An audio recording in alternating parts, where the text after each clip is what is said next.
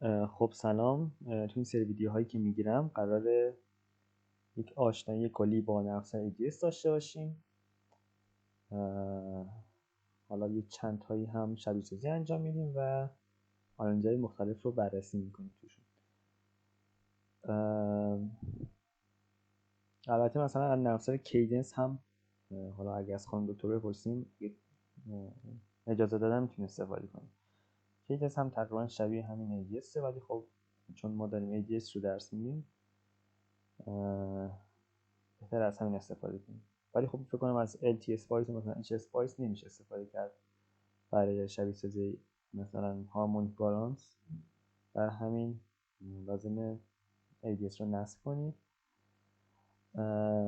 و لایسنسش هم حالا باید فعال سازی کنید تا بتونید استفاده کنید. خود نرم افزار رو میتونید یا از FTP دانشگاه دانلود کنید که دانلودش رایگانه. این فایلش فکر کنم هم ورژن 2016 بود که به در ما میخوره و هم 2017 هر تاش خوبه. من خودم 2016 رو دارم. بعد از اینکه نصب کردیم و لایسنسشون کرک کردیم لازمه که بیایم تکنولوژی 180 رو بهش اد کنیم که حالا میایم این کار رو انجام میدیم. نرم افزار رو باز میکنیم. اینجا اگه شما لایسنسش رو درست انجام داده باشین اوکی رو بزنید، یکیشون رو بزنید، اوکی رو بزنید، وارد میشه و میایم یک ورک اسپیس میسازیم. حالا یک نامی رو وارد کنیم. دقت کنید که نامی که اینجا میذارید نباید بهش اسپیس باشه و میایم اون لایبرری که میخوایم اد کنیم. حالا شما اینا رو برای شما ممکنه وجود نداشته باشه چون اینا رو من مثلا قبلا اد کرده بودم و حالا در اینجا میایم اون فایل تکنولوژی که ما تو CW گذاشتیم و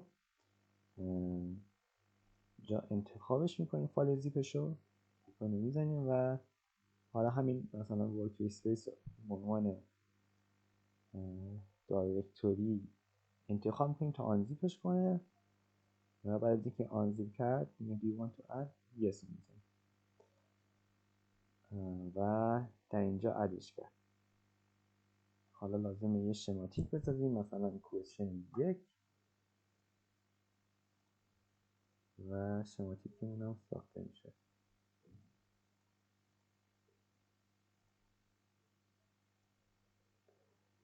خب حالا میایم به بررسی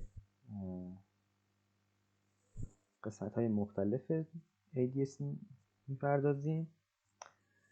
شما با زدن گزینه آی روی کیبورد میتونید هر کامپوننت های لایبرری مختلف رو اد کنید.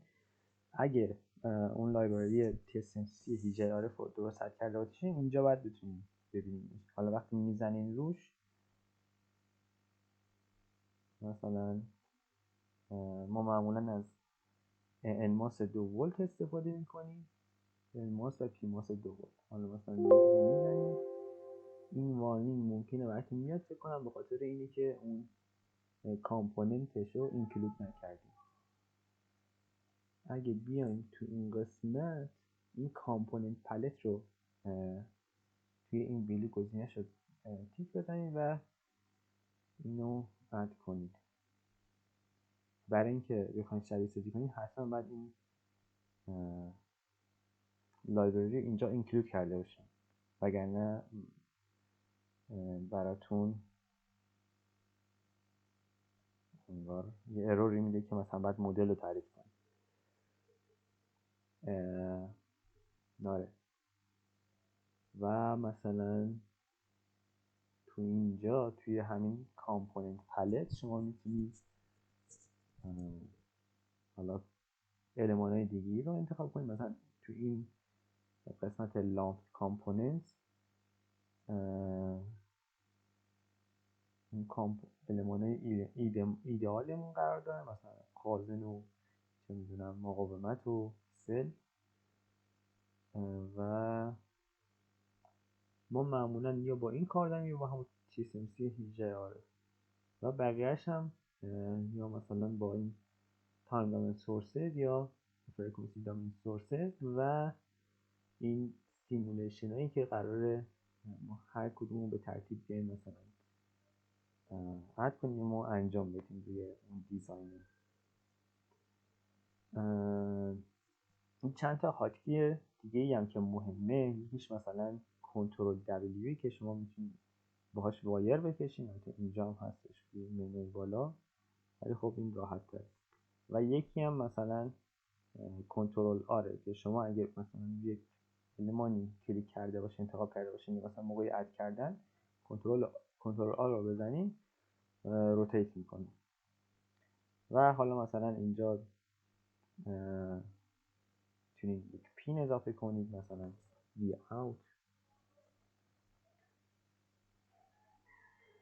و مثلا توی کیدنس اگه پشت سر هم وارد میکردی نه اینجا نمیشه ولی خب توی کیدنس میشه. همین وی اوت رو مثلا انتخاب میکنیم روی مثلا اون وایرمون میزنیم که یه لیبل میکنیم یا مثلا پین داره اینجا گران رو انتخاب میکنه. وریبل میتونیم تعریف کنیم، مثلا وریبل لازم شما میخوایم یک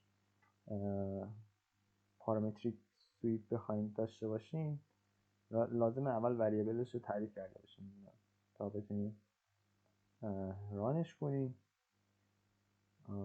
نکته مهم دیگه هم که هسته، شما در ابتدای هر شبیه سازیتون لازمه بیاین توی این پریفرنسز، حالا هم تو کیدنس این وجود داره هم توی این ADS.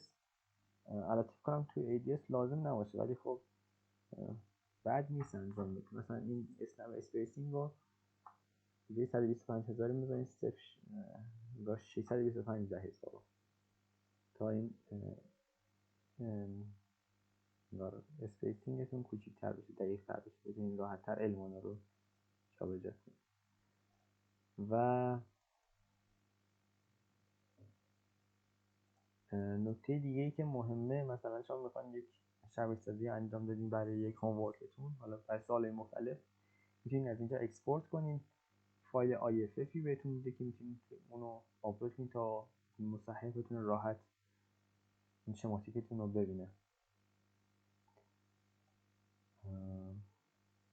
آره. و حالا مثلا شما اگه یک کامپوننت رو انتخاب کنید، گزینه دیلیت روی کیبورد بزنید دیلیت میشه. در انتها هم وقتی مثلا شبیه سازیتون رو انجام دادین گزینه چرخ بنده رو بزنید ران میشه.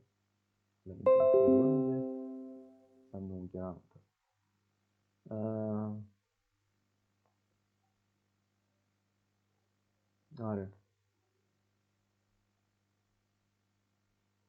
حالا مثلا اینا رو مثلا در آینده بررسی میکنیم توی شبیه سازی دیسیمون، ولی مثلا اینجا میگیم مثلا میخوایم اپراتینگ پوینت کامپوننتی رو بررسی کنیم، یعنی از اینجا دیسی انوتیشن رو میزنید.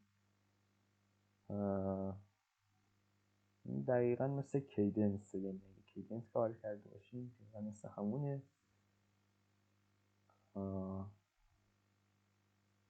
این به نظرم برای آشنایی کلی با ADS کافیه. تا اینجا من نکته خاصی ندارم بگم الان. در واقع اولش شاید یکم سخت به نظر بیاد ولی خب یکم چند تا مدار شبیه سازی کنیم میگه که خیلی ایزیه.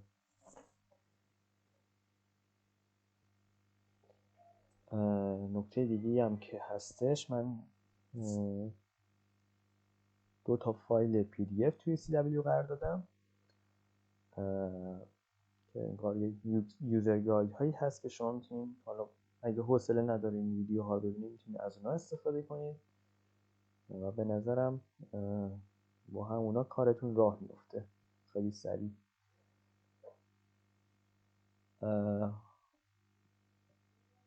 آره تا اینجا خسته نباشید. حالا توی ویدیوی بعدی میریم آنالیز DC رو بررسی میکنیم، آنالیز ترانزینت و AC.